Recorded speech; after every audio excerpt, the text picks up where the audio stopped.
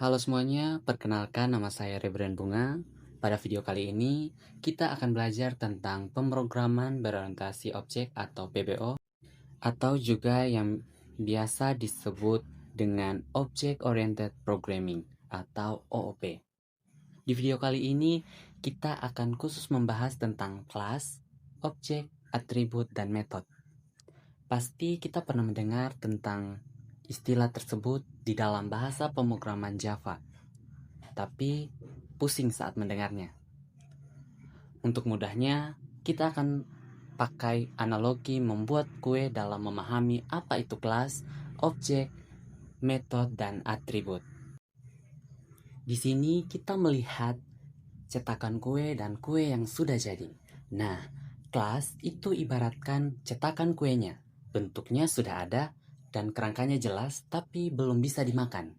Nah, objeknya adalah kue yang sudah jadi dari cetakan tersebut. Dari satu cetakan yang sama, kita bisa bikin banyak kue dengan isi atau topping yang berbeda-beda. Lalu, apa itu metode? Metode adalah aksi yang bisa dilakukan ke kue itu. Misalnya, kue dipotong, diberi topping, dan dijual. Sedangkan atribut adalah ciri atau sifat dari kue itu sendiri. Misalnya, rasa kuenya apa, warnanya apa, atau toppingnya apa. Setiap kue dari cetakan yang sama bisa punya atribut yang berbeda-beda. Sudah ada bayangan kan? Yuk kita terapkan konsep cetakan kue ini langsung ke dalam codingan berupa data pegawai. Pertama, kita lihat kelas pegawai ini. Ingat, ini adalah cetakan kita. Di dalamnya, kita tentukan dulu ciri-ciri apa saja yang harus dimiliki seorang pegawai. Ini yang disebut dengan atribut. Di sini ada ID pegawai, nama lengkap, jabatan, gaji pokok, nomor telepon, dan alamat. Tapi coba perhatikan baris ini. Kenapa nomor telepon pakai tipe data string atau teks? Kenapa bukan pakai angka seperti integer? Alasannya simpel, tapi penting.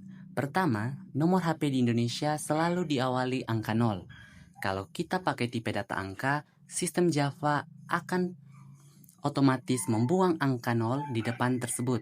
Kedua, tipe data angka itu fungsinya untuk dihitung secara matematika.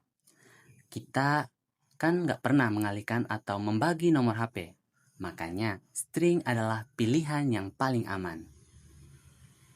Selain punya data, cetakan kelas ini juga dibekali kemampuan atau metode.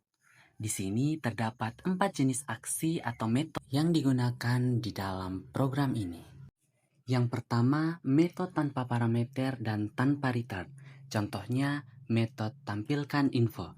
Ini adalah aksi paling simpel. Tugasnya cuma nampilin data pegawai ke layar dan selesai.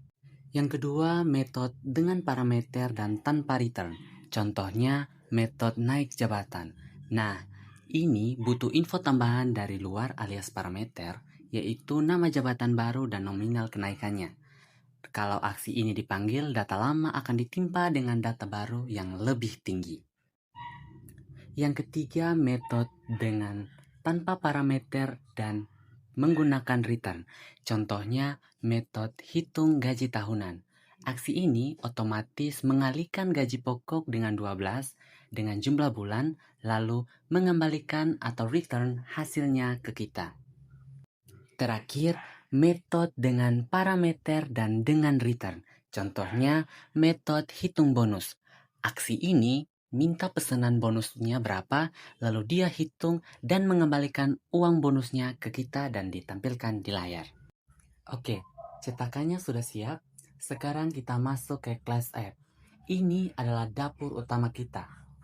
Di baris ini, kita akhirnya mengeksekusi cetakan tadi menjadi sebuah objek nyata.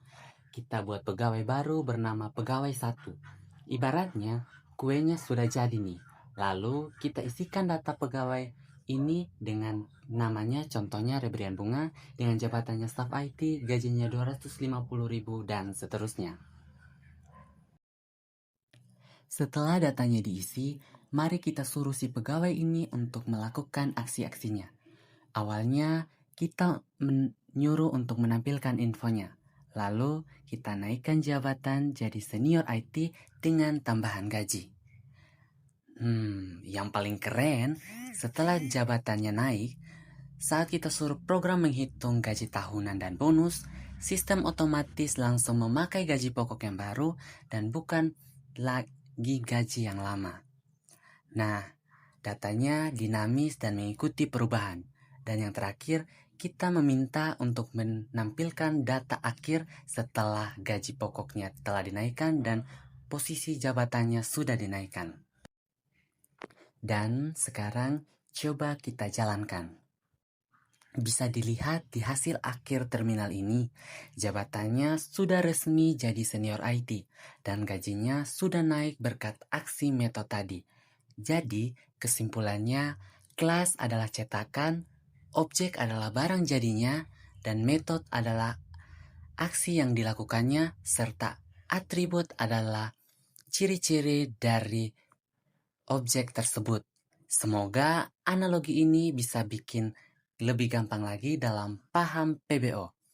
Kalau ada pertanyaan, langsung tulis di dalam kolom komentar dan jangan lupa like dan subscribe dan sampai jumpa di tutorial berikutnya.